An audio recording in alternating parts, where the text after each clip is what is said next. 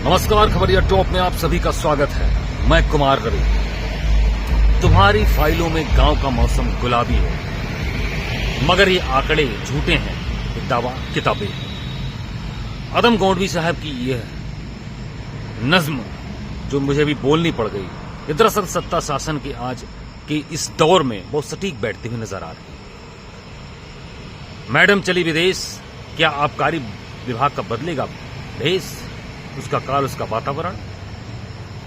दरअसल सरकार, शासन और आबकारी विभाग के सबसे बीच की सबसे अहम कड़ी प्रमुख सचिव सीनियर आईएएस अफसर बीना कुमारी मीना विदेश चली गई हैं।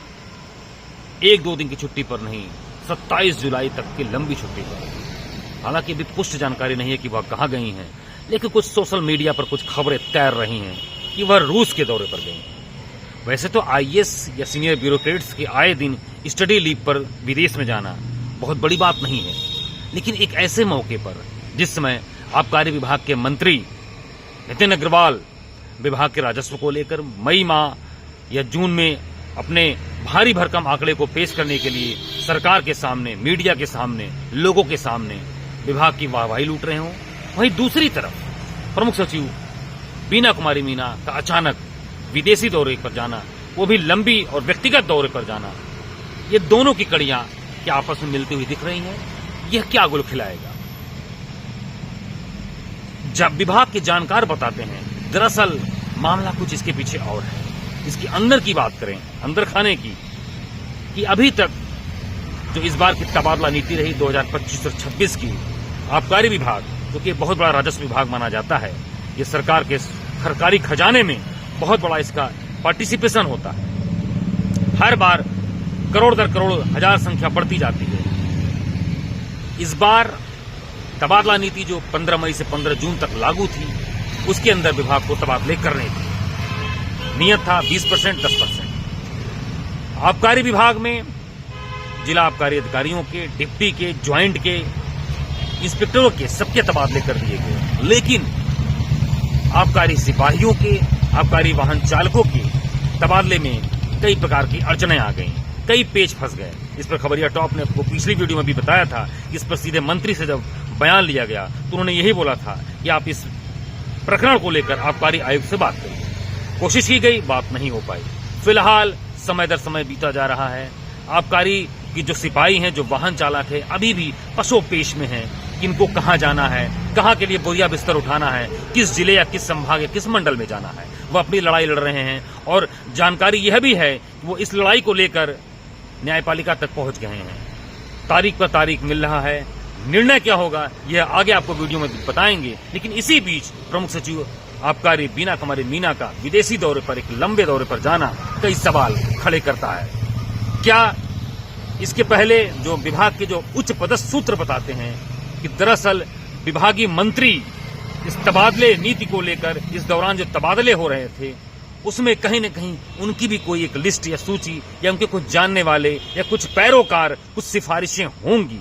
बतौर जनप्रतिनिधि के होने, बतौर विधायक, बतौर मंत्री होना, सिफारिशें आनी लाजमी बात है, लेकिन उसको किस तरीके से टैकल करना है, कहां तक उसको मानना है, यह दरअसल प्रमुख सचिव और आबकारी आयुक्त के पाले में यह बात होती है। लेकिन कहीं न कहीं उनके बीच एक आपसी मनमुटाव अंदर अंदर खाने में शायद विभागीय मंत्री इसीलिए बहुत बच बचाकर निकलते रहते थे। लेकिन अब बात, तस्वीर साफ नजर आ रही है। ये दोनों कड़ियां आपस में मिलती हुई दिख रही हैं।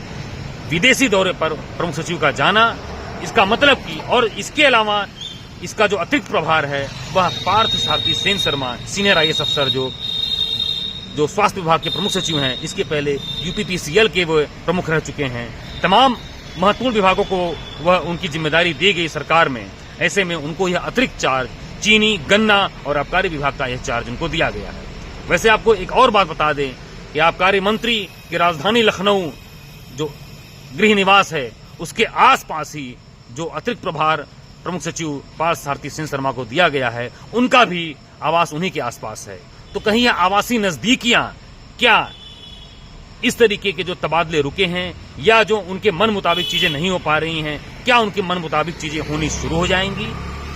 यह तमाम ऐसी पेचीदगियां हैं जो कई सवाल खड़े करती हैं। फिलहाल आगे देखते हैं कि यह जो नया भी जो गठजोड़ बना है या जो एक नया व्यवस्था बनाई गई, सरकार ने बनाया है अतिरिक्त प्रभार का एक ऐसे महत्वपूर्ण विभाग को लेकर। हालांकि पार्थसारथी सेन शर्मा काफी ईमानदार माने जाते हैं, काफी प्रतिबद्ध अपने काम को लेकर माने जाते हैं। उनकी पत्नी भी सीनियर IAS अफसर हैं, एक महत्वपूर्ण विभाग को देख रही हैं। लेकिन वो किस तरीके से विभागीय मंत्री, आबकारी मंत्री के साथ अपने आवासीय नजदीकी, अपने शासन और सरकार द्वारा दी गई आबकारी विभाग की अतिरिक्त जिम्मेदारी के बीच संतुलन बिठाएंगे, यह देखने वाली बात होगी। आगे खबरिया टॉप की टीम के साथ बने रहिए। मैं कुमार रवि। लेकिन जाते जाते आपको यह भी बता दें, जो सूचना अंदर खाने की खबर आ रही है कि कहने को तो आबकारी निरीक्षकों के तबादले कर दिए गए हैं, लेकिन अभी भी तमाम ऐसे आबकारी के इंस्पेक्टर्स हैं जिनके तबादले होल्ड हैं।